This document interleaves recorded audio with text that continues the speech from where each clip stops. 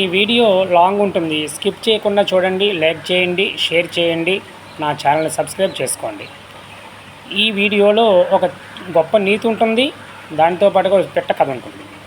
సాధారణంగా ఏ మనిషి అయినా ద్వేషం వచ్చినా ప్రేమ వచ్చినా తట్టుకోలేరు అని అనుకుంటారు. అలాంటి వ్యక్తులు చాలా అరుదుగా కనిపిస్తూ ఉంటారు. నాకు 4th క్లాస్ చదువుతున్నప్పుడు మామిడి పళ్ళు ఎక్కువ తినడం మూలంగా ముఖం నిండా సెగ్గడ్లు వేసేసినాయి.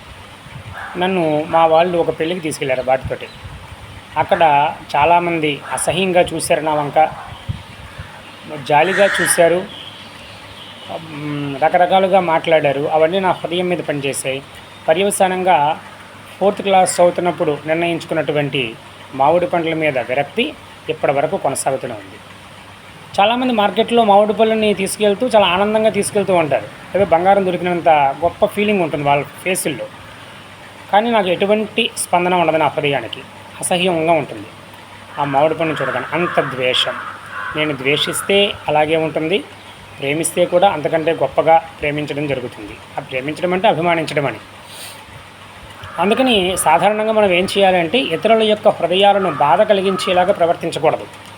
వాళ్ళకి మన మీదో లేదా ఆ వస్తువుల మీదో లేదా ఏదైనా ఒక విషయం మీదో విరక్తి కలిగేలాగా ప్రవర్తించకూడదు. అలా ప్రవర్తిస్తే ఎదుట మనిషి చాలా ఇబ్బంది పడతాడు. వాడి మానసిక వేదనే ద్వేషం రూపంలో బయటకు వస్తుంది. కాబట్టి అలా మాట్లాడద్దు. మనం ప్రేమగా మాట్లాడదాం, 10 మందితోటి కలిసిమెలిసి ఉందాం. జై శ్రీరామ్.